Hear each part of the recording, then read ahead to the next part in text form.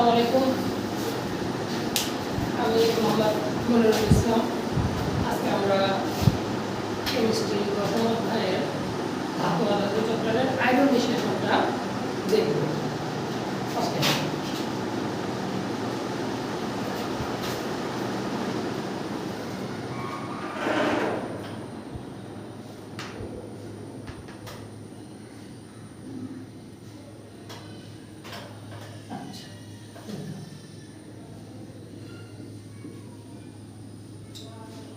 Iron কোনো ধাতু যখন নিষ্কাশন করা হয়, বুঝছো, আয়রন যখন আমরা নিষ্কাশন করতে চাই, প্রথমে কিন্তু আয়রনকে কি করা লাগছে, ওই যে চূর্ণ বিচূর্ণ করা, ঘনীকরণ করা, সবকিছু কিন্তু আমরা করে ফেলছি। চূর্ণ বিচূর্ণ করছি, ঘনীকরণ করছি, সবকিছু শেষে এখন শুধু বিশোধনের যে ধাপটা, মানে আয়রনের অক্সাইড আমরা পাই গেছি। আয়রনের যখন অক্সাইড পেয়েছি, পিওর অক্সাইড পেয়েছি, তারপরে কিন্তু এই প্রক্রিয়াটা।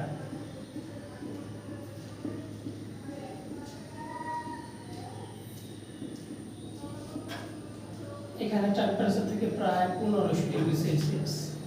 এটা একটা ওই যে আমাদের আংশিক পাতনের যে পদ্ধতি, ওই পদ্ধতির মধ্যে বিভিন্ন স্তর বিভিন্ন রকম টেম্পারেচার থাকবে।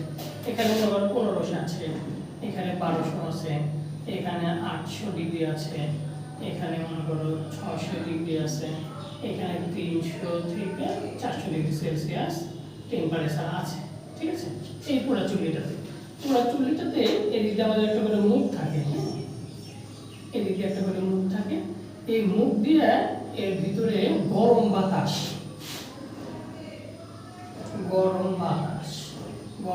দেওয়া হয়,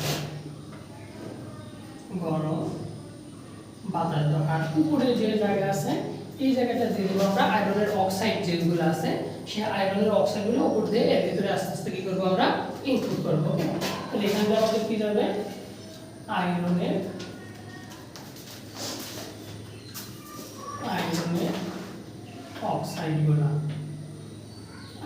অক্সাইডগুলো লিখে যাবে। ওকে, আচ্ছা দেখো আয়রনের অক্সাইড, তাহলে আয়রনের অক্সাইড যেগুলো কোনগুলো আছে আমাদের মনে করো আয়রনের অক্সাইড, তাই না? তাহলে Fe2O3 আয়রনের অক্সাইড। মনে করো এই আয়রনের অক্সাইড থেকে আমরা মুক্ত আয়রনটাকে পৃথক করব। তাহলে আয়রনের অক্সাইড থেকে মুক্ত আয়রনকে পৃথক করার জন্য আমরা প্রথমে কি করতেছি, এই যে আমাদের যে ব্যাথটা চুল্লি আছে, এই চুল্লির মধ্যে আয়রনগুলো আমরা উপর দিকে কি করলাম, আস্তে আস্তে ইনপুট করলাম। তাহলে উপর থেকে যদি আয়রনের অক্সাইডগুলোর মধ্যে গুঁড়া গুঁড়া করে আমরা দিছি, ওকে দিলাম, আর এদিক দিয়ে আমরা কি করতেছি, গরম বাতাস দিচ্ছি। ওকে, গরম বাতাস দেওয়ার পরে এর মধ্যে কিন্তু আরো একটা জিনিস আছে, সেটা আছে আমাদের ক্যালসিয়াম কার্বনেট এর ভিতরে। ঠিক আছে, এর ভিতরে আছে কি ক্যালসিয়াম কার্বনেট ভিতরে আছে, ক্যালসিয়াম কার্বনেট আছে, আর কার্বনের গুঁড়া আছে, গুঁড়া কার্বন কয়লা যেটা আমরা বলি, সেটার ভিতরে আছে। ঠিক আছে, তাহলে এই লোহার যে অক্সাইড আছে, সেই অক্সাইডটা আমরা ভিতরে দিলাম। ভিতরে দেওয়ার পরে দেখো আমাদের এখানে টেম্পারেচারের পার্থক্য আছে না, বিভিন্ন কিন্তু টেম্পারেচার পার্থক্য আছে। আর এদিক দিয়ে কি হচ্ছে, গরম বাতাস যাচ্ছে। গরম বাতাস যাওয়ার পর গরম বাতাসটা এই যে এই পথগুলো আস্তে আস্তে আস্তে আস্তে উপরের দিকে উঠতেছে না, এদিক দিয়ে আস্তে আস্তে উপরের দিকে উঠতেছে না, উপর দিকে উঠতেছে। আর এই আয়রনের সাথে আমরা ক্যালসিয়াম কার্বনেট আর কার্বন মিক্সড করে ওর ভিতর দিয়ে দিচ্ছি। ঠিক আছে, তাহলে যখন এটা উপরে উঠতেছে, তখন প্রথমে কি করতেছে, এই কার্বনের সাথে আমাদের যে বাতাস আছে, বাতাসটা বিক্রিয়া করতেছে প্রথমে। হ্যাঁ, কার্বনের সাথে বাতাসটা বিক্রিয়া করতেছে, বিক্রিয়া করে সে কি করবে, কার্বন মনোক্সাইড উৎপন্ন করবে। তাহলে এখানে আমাদের বাতাস আছে, বাতাসের সাথে কার্বন বিক্রিয়া করলো, বিক্রিয়া করে কার্বন মনোক্সাইড উৎপন্ন করলো। এইখানে যে কার্বন মনোক্সাইড আমরা পাইলাম, এটাই কিন্তু আমাদের মেইন প্রোডাক্ট। হ্যাঁ, মেইন প্রোডাক্ট বলতে এইখানে যে বিতরণ প্রক্রিয়া মুখ্য ভূমিকা কিন্তু পালন করবে এই কার্বন মনোক্সাইডটাই। ওকে, আচ্ছা, কার্বন এর সাথে বিক্রিয়া করে এটা উৎপন্ন হলো। আর দেখো এখানে আমাদের কি আছে, Fe2O3 আছে। Fe2O3 এর সাথে আমাদের কার্বন মনোক্সাইড এখন আসলো। Fe2O3 এর সাথে কার্বন মনোক্সাইডটা বিক্রিয়া করতেছে, বিক্রিয়া করলে এখানে সে কি করবে, মুক্ত আয়রন উৎপন্ন করবে, আর সাথে কার্বন ডাই অক্সাইড গ্যাস উৎপন্ন করবে। বিক্রিয়াটা আমরা সমতা করতে পারি, ইচ্ছা করলে সমতা না করে আমি নরমালি দেখাচ্ছি। ওকে, তাহলে আয়রন উৎপন্ন করলো আর কার্বন ডাই অক্সাইড উৎপন্ন করলো। আচ্ছা, কার্বন ডাই অক্সাইড উৎপন্ন করার পর আমাদের দেখো এই ক্যালসিয়াম কার্বনেট যেটা আছে, ক্যালসিয়াম কার্বনেট, এই ক্যালসিয়াম কার্বনেট এখানে কি হচ্ছে দেখো তো, ভিতরে গরম বাতাস এদিক দিয়ে আমরা দিচ্ছি, এটা কি হচ্ছে সাইড দিয়ে উপরে উঠতেছে।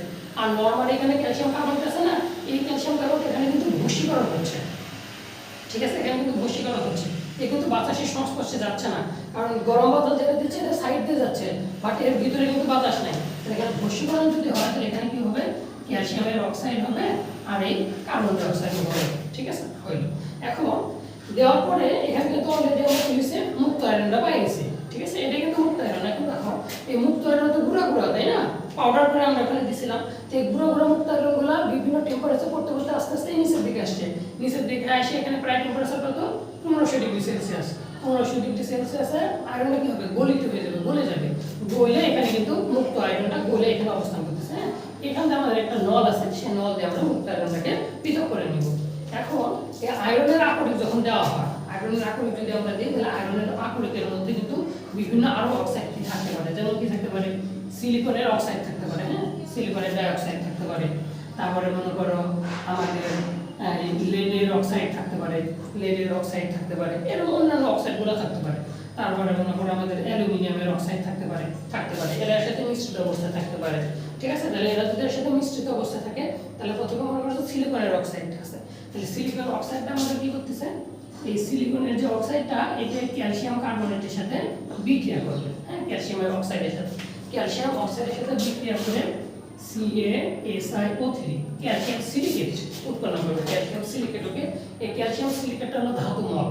এই ধাতু মল যেহেতু এটা ধাতু মল, এটা কিন্তু গলিত আকারে নিচের দিকে থাকে, বাট একবারে যে আয়রন যেখানে আছে সেখানে কিন্তু থাকবে না, কারণ তার আবার গলিত হওয়ার টেম্পারেচার প্রায় 1200 কাছাকাছি। যার জন্য এই কন্ডিশনে কিন্তু এরকম জায়গায় কি থাকবে আমাদের এই ক্যালসিয়াম সিলিকেটের অবস্থানটা হবে এরকম জায়গায়, এই জায়গায় ক্যালসিয়াম সিলিকেটটা থাকবে। হ্যাঁ, তাহলে এখানে যদি আমাদের ক্যালসিয়াম সিলিকেট থাকে আর নিচে যদি আমাদের কি থাকে আয়রন থাকে 1500 ডিগ্রিতে, তাহলে 1500 ডিগ্রি যে আয়রনটা আমরা যখন পৃথক করব এই আয়রনটা কি হবে এই ইনলেট নল দিয়ে বের হয়ে চলে যাবে, ঠিক আছে।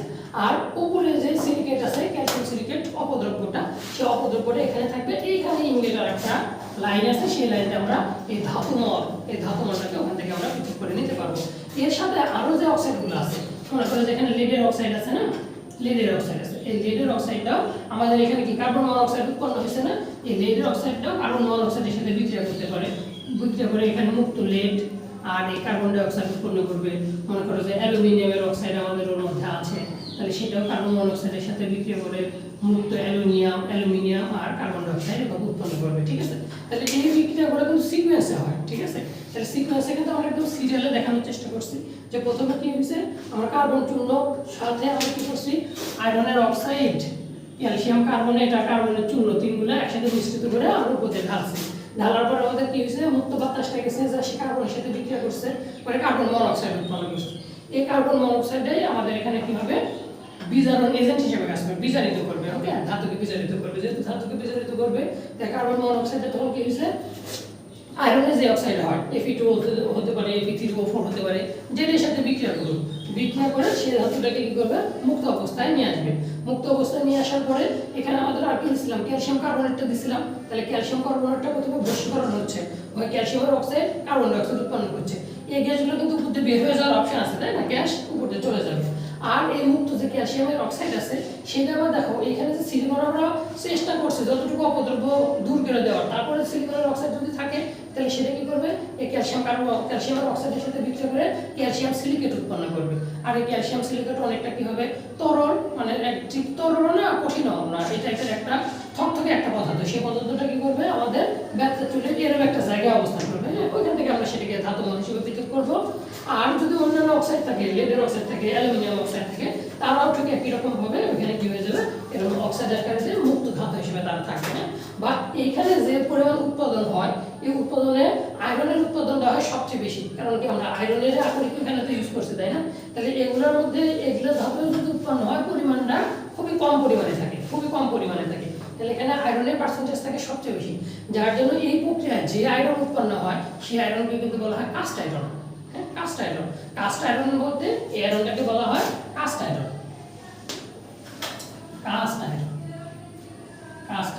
তাহলে কাস্ট আয়রনের মধ্যে কিন্তু শুধুমাত্র কি থাকে না আয়রন থাকে না, ওর সাথে অন্যান্য ধাতু খুব অল্প পরিমাণে কি থাকতে পারে মিশ্রিত অবস্থায় থাকতে পারে, ঠিক আছে। এই হলো আমাদের বিজারণ প্রক্রিয়া। হ্যাঁ, আমরা যে বলছিলাম যে কোনো একটা ধাতু বিয়োগ নিষ্কাশন হবে কি বিজারণ প্রক্রিয়া, অলওয়েজ বিজারণ প্রক্রিয়া ধাতু নিষ্কাশন হবে। এই এখানে কিন্তু সেই বিজারণ প্রক্রিয়াটা হয়েছে। ওকে, এখানে কিন্তু সেই বিজারণ প্রক্রিয়াটা হয়েছে, তাই না। বিজারণ প্রক্রিয়াটা হয়েছে না, কারণ কি দেখো আয়রনের সাথে অক্সিজেন ছিল, অক্সিজেনটা তো কার্বন ডাই মনোক্সাইডটা গ্রহণ করছে, তাই না। তাহলে কারোর সাথে যদি অক্সিজেন গ্রহণ হয় তাহলে সে কি করছে একে বিজারিত করছে না, তাহলে বিজারিত এজেন্টটা সে বিজারিত করছে। তাহলে বিজারণ প্রক্রিয়া আয়রনটা কিন্তু এখানে নিষ্কাশিত হয়েছে। তাহলে আয়রন ধাতু নিষ্কাশনের এই যে আমাদের সিকোয়েন্স, এই সিকোয়েন্সের রিঅ্যাকশনটা আমরা দেখাই দেব, আর এই চিত্র আঁকানোর পর একটু আমরা ব্যাখ্যাটা দিয়ে দেবো নিজের মতো করে, প্রশ্ন হয়ে যাবে।